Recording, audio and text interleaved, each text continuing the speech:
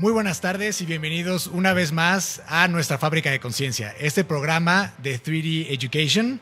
Y pues muchísimas gracias a Orbe Network por ser nuestra plataforma web y a Vic por ser nuestra plataforma de podcast. Y hoy estaremos hablando sobre negociando con grupos terroristas. Y tenemos para tocar este tema tan sensible a una persona con mucha experiencia, el embajador retirado Luis Ortiz Monasterio. Bienvenido al programa. Muchísimas gracias, me siento muy en casa y me da un enorme gusto estar cerca de los seguidores de este programa, que son muchos. Muchas gracias. Y bueno, pues empecemos. ¿Cómo podemos definir a un grupo terrorista? La definición del término terrorista es un término que hay que utilizar con mucha responsabilidad. Generalmente, terrorista es un adjetivo descalificativo. Con eso se quiere descalificar siempre al enemigo. Se le llama terrorista a una persona que por alguna razón, que vamos a estudiarlas ahora, ha optado por la vía violenta para manifestar sus ideas. Ok, entonces ¿un grupo terrorista puede ser cualquier grupo violento? Cualquier grupo violento que tiene como objeto crear desazón y, desde luego, terror. Ok, perfecto. ¿Y qué grupos conoces y cómo has negociado con ellos? ¿A qué grupos llamados terroristas o terroristas reales conoces y cómo ha sido tu experiencia de negociación con ellos? Desde luego, para los dos grupos que voy a mencionar, para unos son terroristas y para otros son héroes o abiertamente mártires. Yo me referiría fundamentalmente por razones de trabajo, he tenido que trabajar directamente con las FARC y directamente en Afganistán, con el Talibán. Con esos dos grupos he tenido que interactuar por razones profesionales y la verdad es que yo siento que después de hablar con ellos, después de interactuar con ellos, tengo ya una idea muy clara de cuáles son las motivaciones profundas que tienen los llamados terroristas. ¿Y cuáles son las motivaciones? Bueno, generalmente se deben a reivindicaciones que ellos consideran agravios tanto reales como imaginarios por parte de ellos. Ellos sienten que hay una justicia pospuesta, que hay algo que la autoridad, que el poder público, las potencias extranjeras no lo entienden y que ellos la única forma que les queda es manifestarse de forma violenta. Correcto. Y dentro de estos grupos terroristas, llamados terroristas por el occidente tal vez, ¿no? O sea, porque tal vez en su propio país tal vez le llamen, como decías, héroes, ¿no? Así es, o mártires. Claro. Es cierto. Lo que sucede es que usted decía algo relacionado con el tema del occidente. En efecto, en el caso del terrorismo islámico, gran parte de los resentimientos, los agravios que perciben los islámicos es fundamentalmente a omisiones en el pasado, agresiones en el pasado que ellos consideran como fundamentales para explicar muchas veces su propio retraso. En el caso de los musulmanes, consideran desde las cruzadas. Lo que pasa con el mundo islámico y con el mundo asiático en general y con el mundo indígena nuestro es que para ellos la historia no fluye como agua, sino que es acumulativa. Ellos van acumulando todos los agravios, los van acumulando y van pasando de generación en generación. Por lo tanto, a la hora de tomar represalias, la toman tomando en cuenta fundamentalmente los agravios percibidos. Qué interesante, porque no es una percepción occidental, o sea, es muy difícil para nosotros realmente entender, ¿no? Qué se siente tener una historia acumulada, una experiencia acumulada y cómo tal vez yo sentirme ofendido por algo que se hizo hace 500 años o 1000 años, ¿no? Entonces, para nosotros tal vez sea un poquito más difícil entender pues ese detalle tal vez que puede ser muy mínimo cuando lo escuchamos o cuando hablamos de él, pero pues que se amplifica cuando pues ese es como te enseñaron a ver el mundo, ¿no? Definitivamente, no, eso para mí es fundamental entender que ellos ven el mundo diferente que nosotros. Para ellos se acumula la historia, para nosotros se nos va olvidando, se nos olvida todo. La amnesia es el signo de Occidente. Interesante. Oye, ¿y cómo se negocia con ellos? O sea, ¿qué peculiaridades nos puedes compartir de qué te llamó la atención a la hora de negociar con el Talibán y con las FARC, por ejemplo? Una cosa que es muy importante, primero que nada, conocer su historia, cuál es el motivo de su insurgencia, de su resentimiento, y utilizar ese espíritu de conocimiento para poder hablar con ellos, saber que se sienten víctimas de la historia. Entonces hay que abordarlos precisamente con ese tono, con objeto de poniéndose en su lugar, que eso es fundamental, ponerse en su lugar, ponerse en sus zapatos, ponerse en sus guaraches y actuar de acuerdo con lo que ellos deben estar sintiendo en el estado que dicen estar, cosa que es cierto, ellos se sienten tremendamente agraviados. Por lo tanto, cuando nosotros los vemos actuando, decimos, ¿qué le hemos hecho a estos señores? Ellos dicen, nos han hecho mucho, nos han desgraciado nuestra vida, han colonizado nuestros países, nos han distorsionado nuestras instituciones, nos han ridiculizado en el mundo, nos llaman terroristas a todos. Entonces ese resentimiento acumulado es el que los hace tomar medidas muy a menudo en la cual caen muchos inocentes. Y ahora que estabas mencionando esto, yo me gustaría extrapolar un poco la situación de Occidente hacia Oriente y a reversirla un poco. O sea, tal vez un ejército extranjero entrando a Irak o Afganistán o a pues cualquier zona de conflicto sea por los mismos locales considerado como terrorista. Definitivamente. O sea, si alguien entra y toma tu capital a la fuerza, pues tú como local pues ves a los demás como invasores, terroristas tal vez. Eso fue el caso específicamente de la invasión norteamericana a Irak. Los iraquíes hoy por hoy siguen considerando que la invasión norteamericana fue un acto terrorista. Más aún, en la discusión interminable sobre el tema de las drogas, muchos colombianos, ecuatorianos, bolivianos y algunos mexicanos consideran que los consumidores son también terroristas. Totalmente. Así es que el terrorismo es una palabra que se utiliza contra los enemigos, contra los adversarios para descalificarlos, con lo cual perdemos la esencia de las reivindicaciones de los terroristas, que muy a menudo son muy legítimas.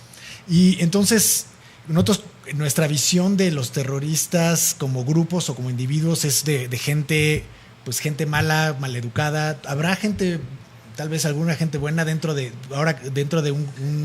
no, tal vez no un grupo terrorista per se, sino de alguna persona, algún individuo que lo haga por ideología? No, definitivamente. Yo siento que como en todos los conjuntos humanos hay de los dos. Hay algunos oportunistas y algunos idealistas. Definitivamente esto no podemos descartar. Y muy a menudo en los procesos de paz, vuelvo al tema del proceso de paz en Colombia, entre las FARC y el gobierno de Colombia, vimos abiertamente de que había dentro de las FARC muchos que querían la paz, el comandante Tiro Fijo, y algunos que querían seguir la guerra porque era un gran negocio para ellos. Así es que definitivamente nunca podemos decir que los grupos armados que están por reivindicaciones aparentemente legítimas, todos son buenos o todos son malos. Más aún, yo creo abiertamente, en términos generales, que no hay héroes al 100% ni villanos al 100%. Hay muchos héroes que cometen actos de villanía y muchos villanos con actos heroicos. En la historia de muchos países, incluyendo la de México, hemos dividido al mundo en dos, en los buenos y los malos. Y descubrimos con el tiempo que muchos de los buenos cometieron actos de traición y muchos de los malos cometieron actos heroicos. Por lo tanto, así somos los seres humanos. Es cuestión de perspectiva. Y por eso es que es tan importante utilizar ciertos términos con mucha responsabilidad en virtud de que estamos calificando algo que posiblemente no conozcamos al detalle. Sí, qué interesante, porque esto me lleva a una reflexión de que, claro, podemos empezar una oleada de malas interpretaciones contra pues un grupo donde haya tal vez unas personas con malas intenciones, pero tal vez otras muchas con buenas intenciones, como son los musulmanes, ¿no?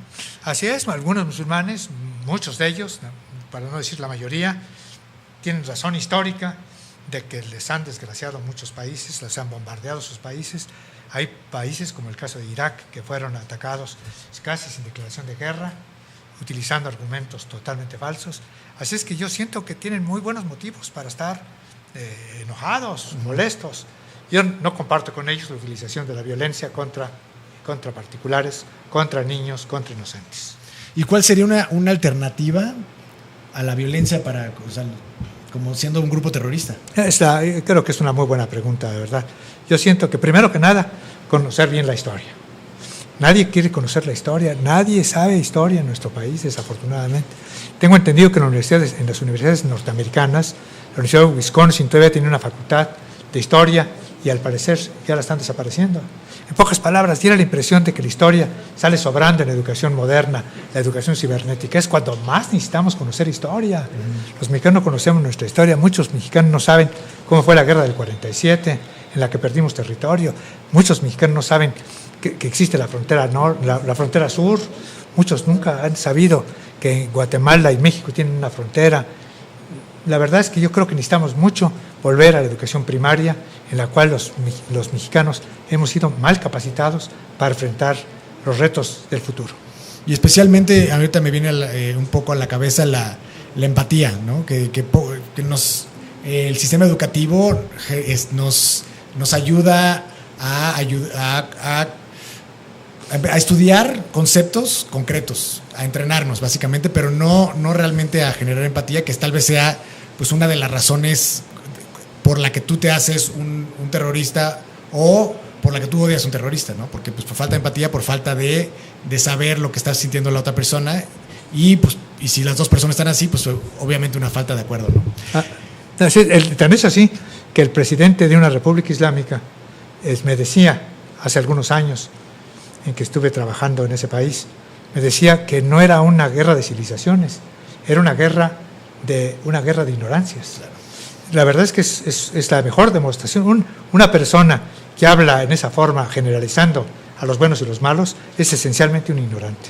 Y volviendo, disculpe usted, le interrumpa, pero usted me tocó el tema de qué hay que hacer. Hay mucho que hacer. El terrorismo, las malas interpretaciones sobre el terrorismo empiezan en la educación de uno mismo. Uno mismo tiene que formar su conciencia, una conciencia crítica, pero constructiva, una conciencia que nos lleve a cambiar nosotros mismos, ser más tolerantes, ser más abiertos a los que piensan distinto que nosotros, aplaudir a los que piensan en forma distinta, porque así podemos comprobar cuál es la riqueza de la creación. Correcto, qué buena reflexión, qué profunda reflexión, y nada más que esto nos pone el peso pues a nosotros, a cada uno de los individuos, para pues generar la conciencia que se necesita para tener ese nivel de tolerancia, de mente abierta, de la mente abierta, para empezar a tener, a absorber y a admirar otras perspectivas, ¿no? Y que me lleva a otra cosa, ¿y de dónde viene el terrorismo? O sea, ¿de dónde viene? Tal vez no históricamente, pero ¿de qué parte del ser humano viene el terrorismo? Viene de la frustración. Yo creo que es una frustración, un sentido de que sus objetivos, sus reivindicaciones, ya sea territoriales, religiosas, inclusive ideológicas, son mal entendidas por la otra parte. Se siente, hay una percepción de agresión, y ante la impotencia de resolver esto por la vía pacífica, optan por la vía armada, por la vía militar, por la vía de la violencia, por la vía criminal. Así es que tenemos que ser muy comprensivos con todos aquellos, primero que nada, cuidado con mencionar el término terrorista, porque yo tengo la impresión, como decía un viejo combatiente de las FARC en Colombia, decía lo siguiente, dice, no hay que hablar del terrorismo porque el terrorismo es como el diablo, si se le invoca, acaba apareciéndose. Totalmente.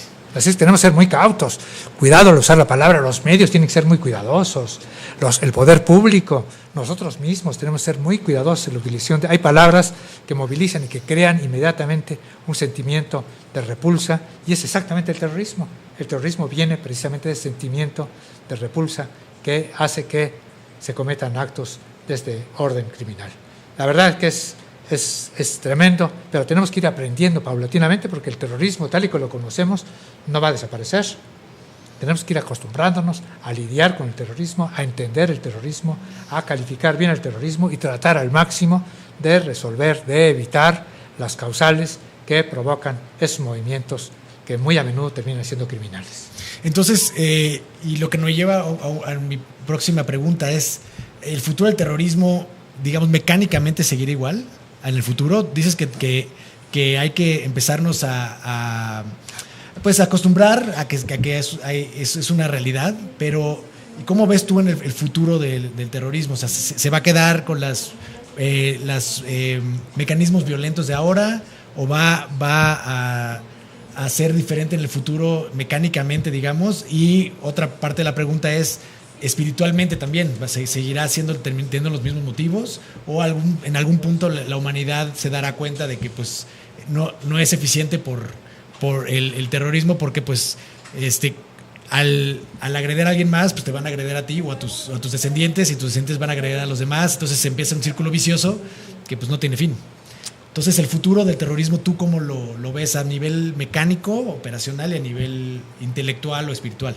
Mecánicamente yo siento que va a tomar tal vez formas distintas. Ahora con el tema cibernético tal vez habrá otro tipo de ataques, fundamentalmente el hackear sistemas, hackear cuentas de banco, o hackear operaciones satelitales, de comunicaciones. Tal vez se sofistique el terrorismo, pero que mientras no se resuelvan problemas fundamentales en el tema de la justicia, por el tema de justicia histórica, el tema de la comprensión del otro, yo creo que seguiremos teniendo actos de rebeldía de este tipo, y querer combatirlo solamente por la vía militar, por la vía punitiva, yo siento que no nos lleva más que a incrementar los motivos para perpetuar los motivos del terrorismo.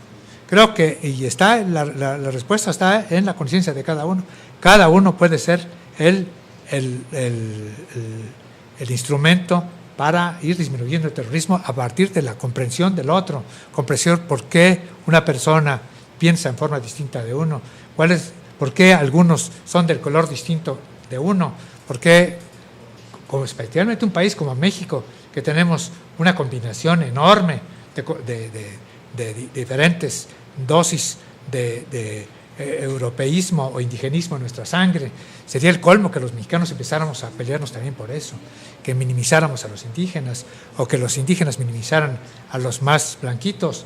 Yo tengo la impresión de que caemos fácilmente en la tentación de buscar lo que son diferentes los demás. Y ahorita hay que buscar, al contrario, cuáles son los ingredientes que nos hacen comunes, las comunalidades entre culturas, entre religiones. El día que empecemos los estudios serios sobre el Islam, vamos a descubrir la enorme similitud que existe entre el cristianismo y el Islam.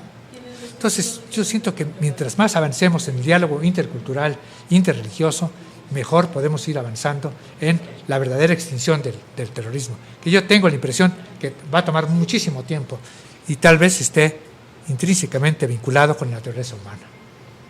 Tal vez, como los motivos del lobo, el hombre es de mala levadura.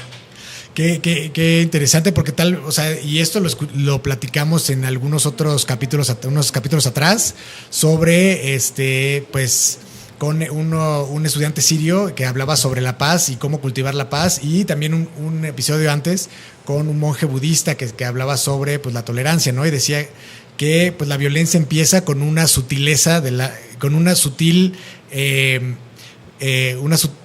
sutil sentimiento negativo en el alma, ¿no? Entonces, que dice que toda la violencia empieza a partir de eso, y que yo creo que es el mismo punto que haces, ¿no? Que pues tenemos esa pequeña sutileza. Si no se empieza a trabajar desde temprano, desde pequeños, pues puede crecer, hacer una frustración que te enferme físicamente, o que lo externalices como pues en un crimen o a nivel terrorista. Eso sucede muy a menudo en el tema relacionado, por ejemplo, en la forma que nos referimos a los indígenas de nuestro país. Les llamamos inditos. Nomás decir eso frente a un indígena es una forma de agredirlo, claro, sin darnos cuenta, sin querer hacerlo. Tenemos muchos modismos culturales que nos alejan de los demás. Entonces yo tengo la impresión de que tenemos que ser bien conscientes de que cuando decimos una palabra, no se diga en público, necesita ser una palabra muy bien pensada, con objeto de no ofender a los demás.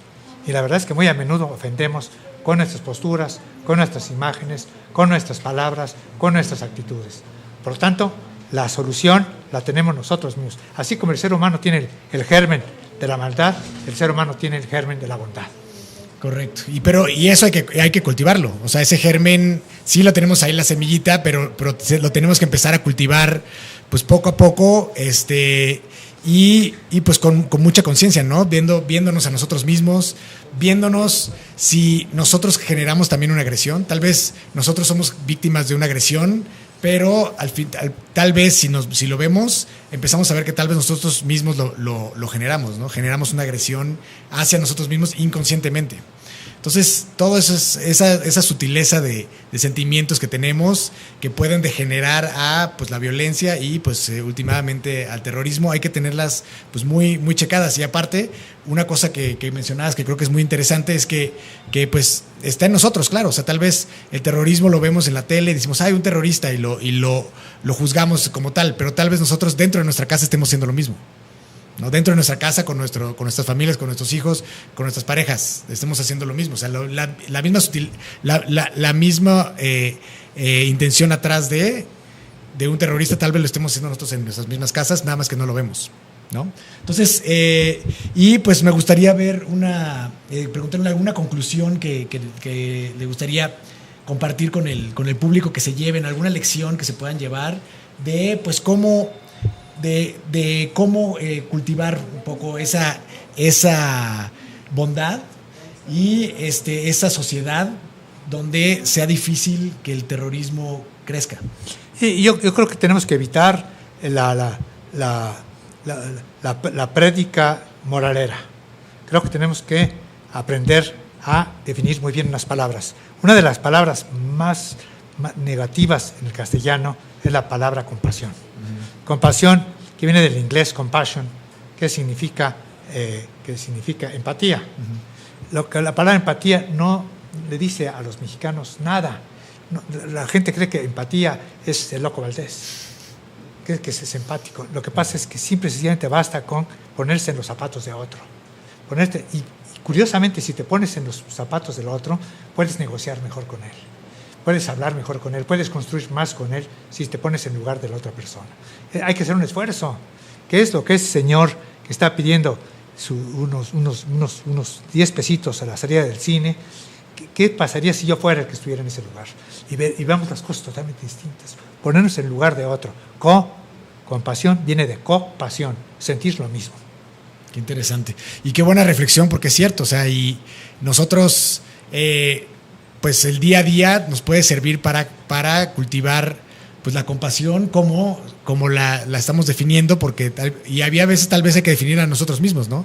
No nada más tomar ese término y tratar de aplicarlo, sino que realmente ponerse en los zapatos del otro y así pues podemos sembrar en nosotros pues una semilla que pueda ayudarnos a no caer en las tentaciones de los que cae pues la gente que llega a criminalizar a una sociedad o a aterrorizar una sociedad o a los terroristas al final, ¿no? Y pues le quiero agradecer muchísimo, desafortunadamente se nos acaba el tiempo, por esta participación y por esta otra cara que estamos viendo del terrorismo, ¿no? Porque siempre nos dicen algo terrorista y ya brincamos, ¿no? En lugar de reflexionar realmente si sí, si no, si son papás ellos mismos, si son hijos de alguien, o sea, no los ponemos en una cajita, el cual los satanizamos y listo. O sea, entonces tampoco tenemos empatía hacia ellos porque ellos tampoco tuvieron empatía hacia nosotros. Entonces, eso también creo que es una reflexión que podríamos empezar a ver, no nada más con terroristas, sino con criminales, etcétera, para pues ponerse también, ¿no? Uno en los zapatos del otro y hacer ese ejercicio. Y ojo, no significa que estemos condonando a nadie, simplemente es la práctica del ejercicio de la compasión. Les agradezco muchísimo su atención, como siempre. Le agradezco muchísimo su tiempo. Muchísimas gracias por habernos compartido toda esa experiencia. Y pues este programa es parte de un programa de generación de conciencia en vivo, digamos, y no en vivo como la tele, sino vivencial. Llevamos a grupos de estudiantes al borde de Xochiaca, o sea, al basurero de la Ciudad de México, y ahí una mentóloga habla sobre el verdadero precio del consumismo, y a una cárcel, y los presos son los que dan la clase sobre la paz, sobre la amistad, etcétera. Los invitamos, tienen nuestras redes sociales, nuestro WhatsApp, y nuestro próximo programa el martes que entra es Aprendiendo a Disfrutar. No se lo pierdan, muchísimas gracias, feliz resto de semana y hasta el próximo martes. Gracias.